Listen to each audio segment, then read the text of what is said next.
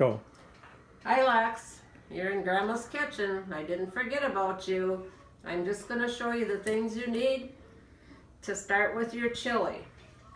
I use an 8-quart kettle, which you probably would want to cut that in half and use one that holds 4 quarts. When I cook the macaroni, I use a kettle about this size or smaller, and then I have a strainer to strain the noodles in after they're cooked. If you don't have a strainer, you can probably just put a cover on your kettle and leave open a little bit and dump the water off, but be careful of the steam.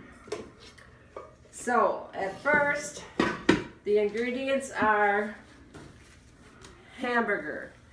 Now this is 2 pounds, but you're going to cut everything in half. So you'd probably just use half of this, probably a pound or so of ground beef, which is hamburger. You can use ground chuck. You also are going to need some celery. You won't need all of it if you're cutting this in half. 1 onion.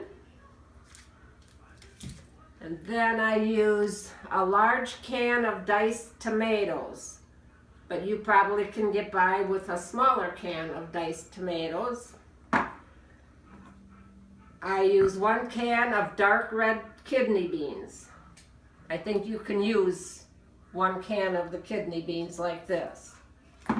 I also add a large tomato soup and sometimes a small one, but I'm sure you will only need 2 of the small tomato soups. I do add a little tomato sauce, which you could get by with 1 of the small cans of tomato sauce. This is the macaroni I use. It can be any brand. I would use half of this box for my big kettle, which you would probably not even use half of the box to cook your spaghetti.